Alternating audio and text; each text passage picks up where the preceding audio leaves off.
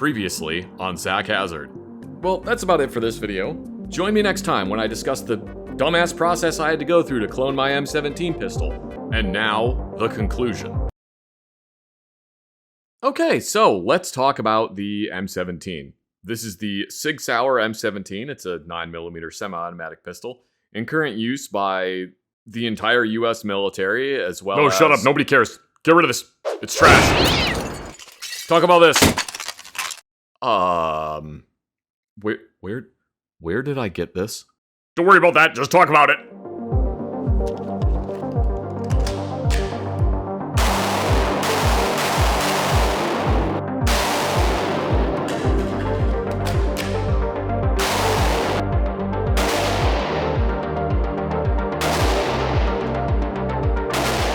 There is no questioning that the MP7 is cool looking. It is a vibe. If you grew up playing Half-Life 2 or Modern Warfare or Counter-Strike or Rainbow Six or basically any shooter, you saw this thing and you wanted it. It is undeniably cool looking. But H&K, being H&K, does not make a civilian version of it. They don't really like making civilian versions of the guns that people really want. And when they do...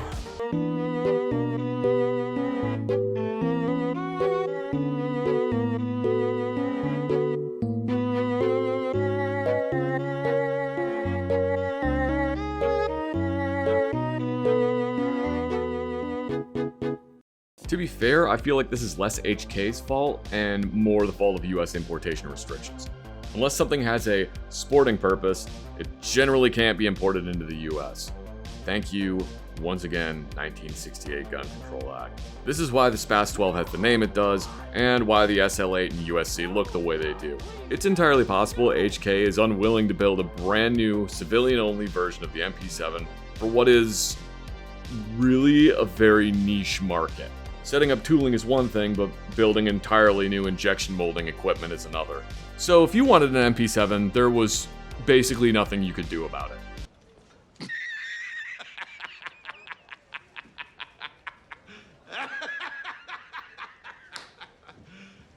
You serious? Until now.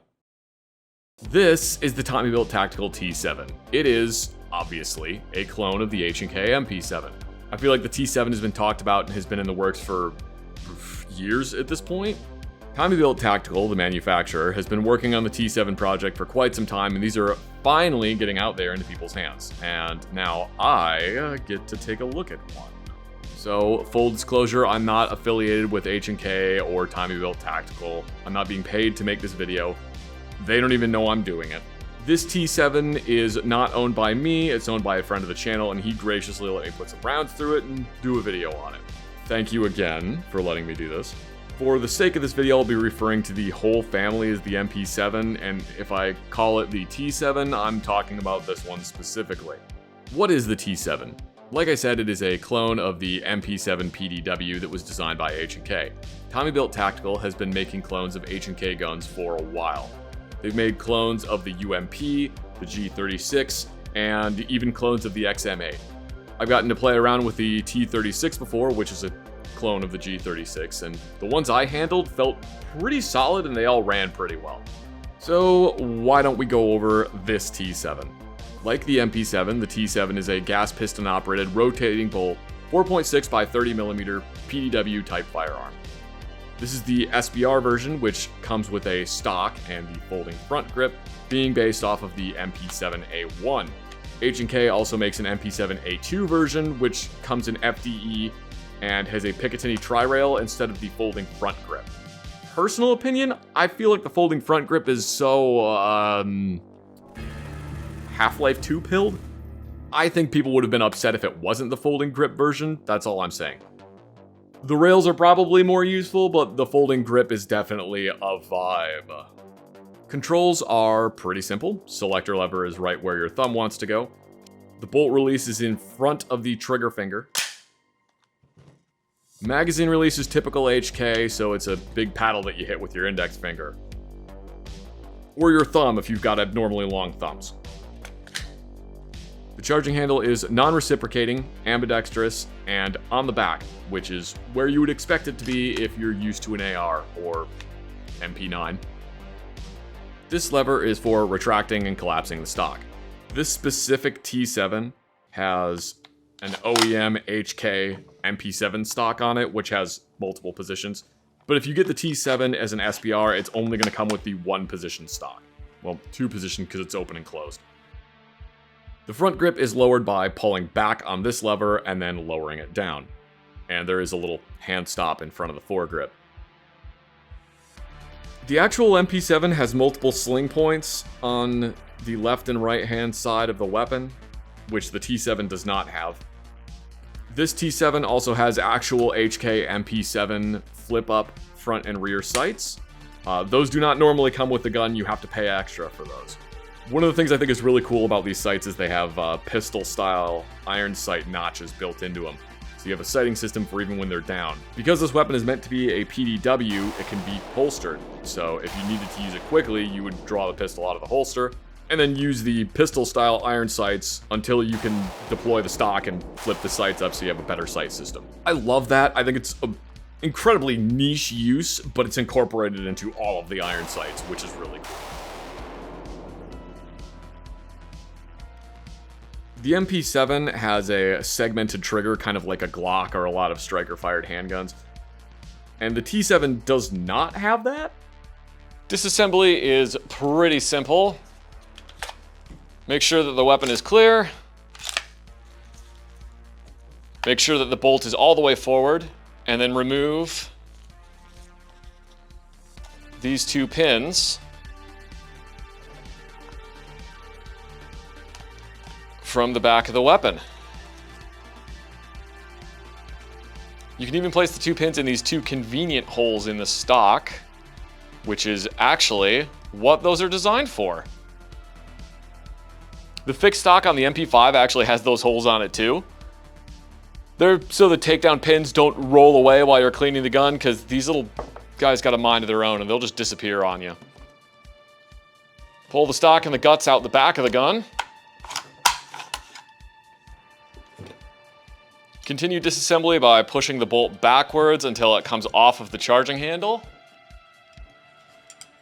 And then easing it forwards. The spring is self-contained, so you push this button to completely remove the stock from that. That's it. So you remove the stock from the back plate and then the charging handle comes off just like that. Just need a universal disassembly tool. Push this pin out. Firing pin comes out the back. Bolt cam pin drops out that way, and then the bolt comes out through the front.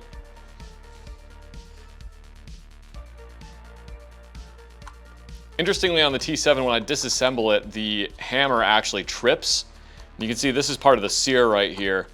So I have to lock the hammer back with my fingers and then lock the sear down just to get it to go back into place.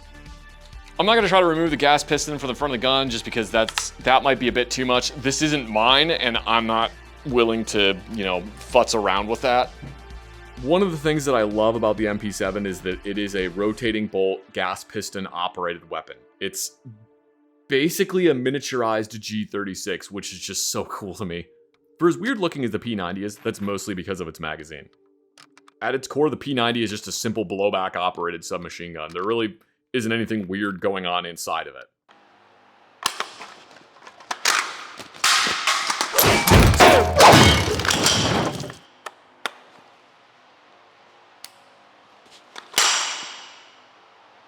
Oh my God, it ate the whole thing. Wow.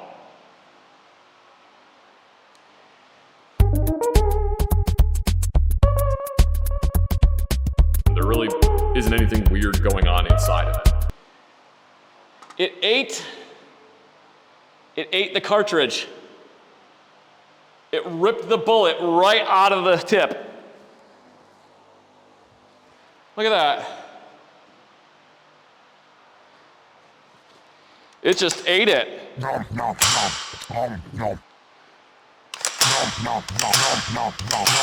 I mean, I could fire another round through it, but there's also a bunch of unburned powder in there. Let's just fire the primer, I guess.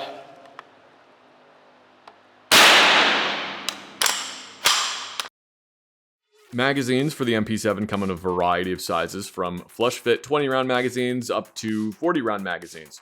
And for the sake of YouTube, all of these magazines only hold 10 rounds. Yeah, that sounds right, 10 rounds.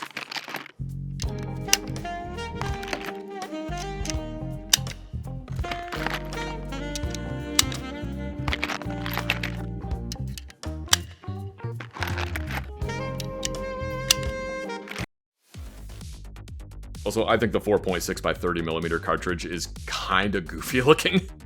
Okay, so here is a completely normal 4.6 by 30 millimeter cartridge, and here is a completely normal 30-06 round.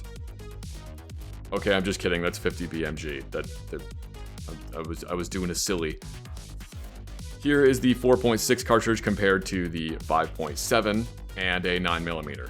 I'm not really going to get into the pros and cons of each one of the cartridges right now because this is supposed to be more about the T7 as opposed to the whole PDW concept. Hey, Editing Zach here.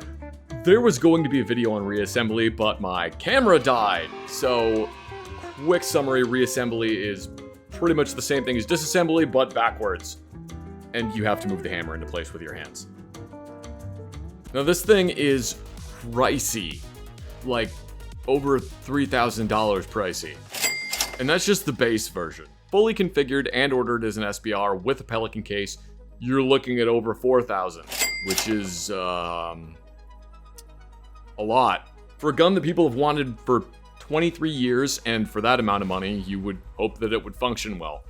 And for a few people, that hasn't really been the case. I've seen quite a few videos discussing the T7 that haven't really been favorable, and I get it. If I just spent that amount of money on one of these and I couldn't fire more than 3 rounds in a row without it jamming, I would be pissed. I really do hope that anyone having problems with theirs can get it functioning reliably. In my instance, I didn't really have any problems with it. I had one failure to eject.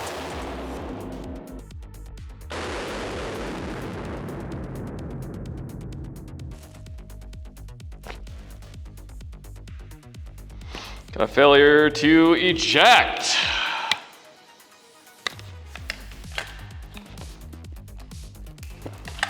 That's actually the first failure I've had with it so far. And one instance where I inserted a mag pretty forcibly on an open bolt and the round popped out of the magazine. I'm willing to blame that one on the fact that they're double feed magazines, and that is something that can happen if you really slam a magazine into one. Granted, I wasn't really going ham or doing mag dumps or anything. It was just kind of normal courses of fire, but it ran really well aside from that one failure that I mentioned.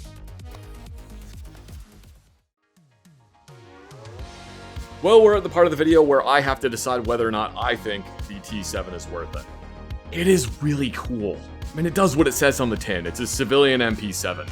Personally, I don't know if I would buy one though. It costs a lot. Like, a lot. You know the meme about how you defend yourself from a robber with a 5.7 and you think, ah, shit, it would have been cheaper just to give him my wallet. 5.7 isn't really that expensive. You can find it for like 50 cents a round. 4.7 ammo is about $1 a round. Defensive ammo, that's like $2 a round. Everything about this gun is expensive. I could legitimately get a PS90, get the 10-inch barrel, register as an SBR, buy 4 extra magazines, put an optic and a light on it, and get 300 rounds of ammunition. And I'm basically just over half the cost of a T7 as an SBR. It's a lot of money to spend on what is honestly just a range toy. And it's a range toy that's a civilian MP7. It's rough, you know, it's not an easy choice. I'm not telling you that you should not buy one of these, but you need to really want an MP7 to get one. Personally, if I'm in the market for a small PDW style of weapon, I'm probably gonna get the B&T TP9. I want to see these do well. I've wanted an MP7 for years, even if it's just for the fact that this goofy little PDW has a tiny rotating bolt and gas piston system. I've wanted an MP7 since I played Half-Life 2. A civilian MP7 would be absolutely amazing. But the price tag and some of the reliability issues make me think that just maybe we're not quite there yet. 200-300 more reps of this thing and I might actually be like better than shitty with it.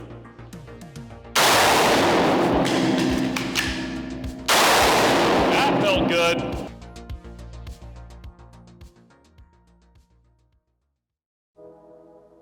Well, thank you again to my friend for letting me borrow your T7, and I sincerely hope that this didn't make you think that you made a huge mistake. I mean, this thing is actually really fucking cool, and I'm still pretty envious.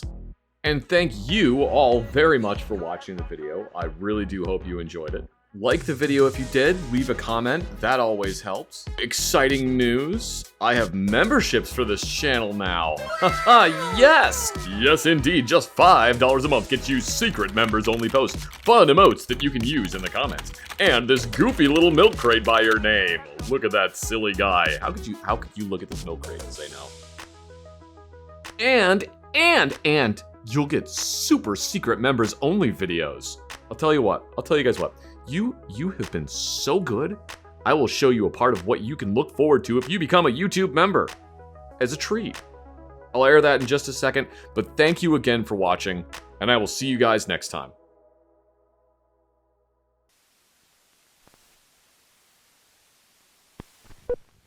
It is hot as fuck in here.